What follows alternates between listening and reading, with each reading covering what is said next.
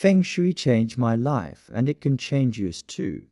I didn't believe in it at first. I thought Feng Shui was just one of those ancient myths people repeated, but never really worked in real life. You know, like the kind of thing you'd hear about in a wellness blog or an Asian movie. But everything changed when I started noticing a strange pattern. The more I read, the more I discovered that some of the world's most successful people had one thing in common. They arranged their lives and spaces using Feng Shui. For example, Steve Wynn. He is the billionaire who built those grand casinos and resorts in Las Vegas. He actually consulted Feng Shui masters when designing his hotels. Not for fun, but because he believed in the power of energy flow. And he's not the only one. Major companies like HSBC and Samsung have designed entire buildings based on Feng Shui principles. Even Oprah Winfrey, yes, Oprah, has talked about how she pays attention to the energy of her space and uses mindful design to create peace and productivity. That got me curious. If it worked for billionaires and world changers, maybe there's something to it. So I gave it a try. And let me tell you, it felt like something invisible started working for me instead of against me.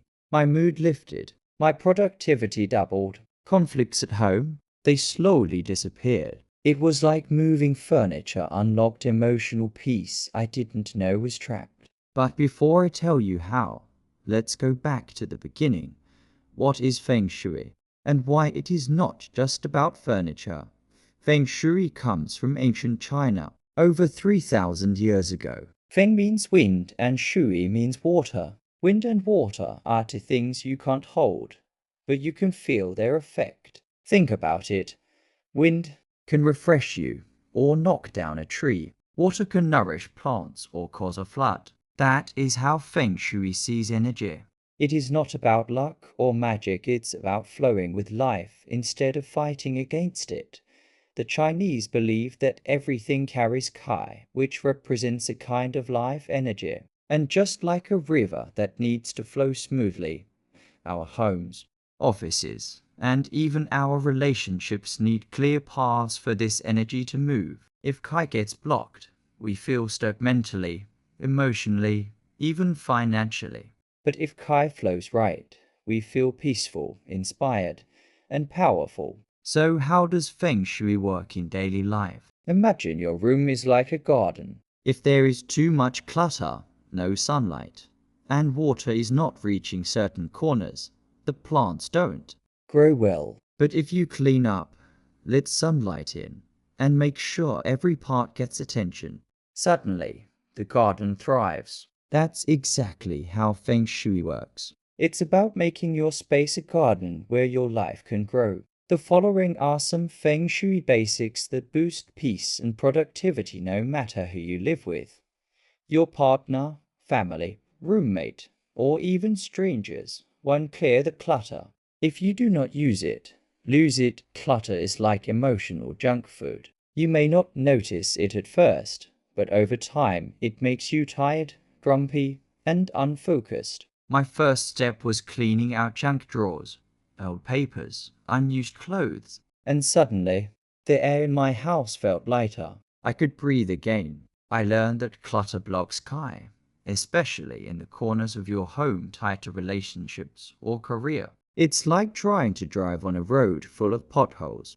You can't go far. To fix your front door, welcome peace in. Feng Shui calls the front door the mouth of Kai. That is where all energy enters your life. If your front door is dirty, blocked, or dimly lit, it is like telling an opportunity to not come in. I added a clean mat, fixed a loose hinge, placed a small green plant nearby, and friends started visiting more.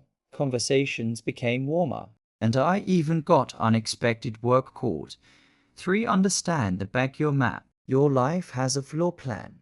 Feng Shui maps your space to different areas of life, like love, health, money, career. It is called the backyard map. I placed a copy over my floor plan and found the relationship corner of my home was where I stored cleaning chemicals and broken lamps. No wonder I was single for 3 years. I replaced them with a candle and a framed photo of love. Within months, I started dating someone who matched the piece I had created. For bed and desk position. Face the door, not the wall. You wouldn't sit in a restaurant with your back to the door, right? You'd feel uneasy. That's how your body reacts when your bed or desk faces away from the entrance. I moved my desk to face the room's door and instantly felt more in control. My thoughts became clearer. I started getting more done in less time and even felt safer sleeping at night. 5 at plants and flowing water. Invite life in. Plants are like living Kai generators. I added bamboo in my living room and a small fountain in the corner of my workspace. Suddenly, the dull vibe disappeared. The energy felt fresh. Even my friends commented, "Your home feels different, so peaceful." 6. Balance the 5 elements. Too much fire burns. Too much metal dulls.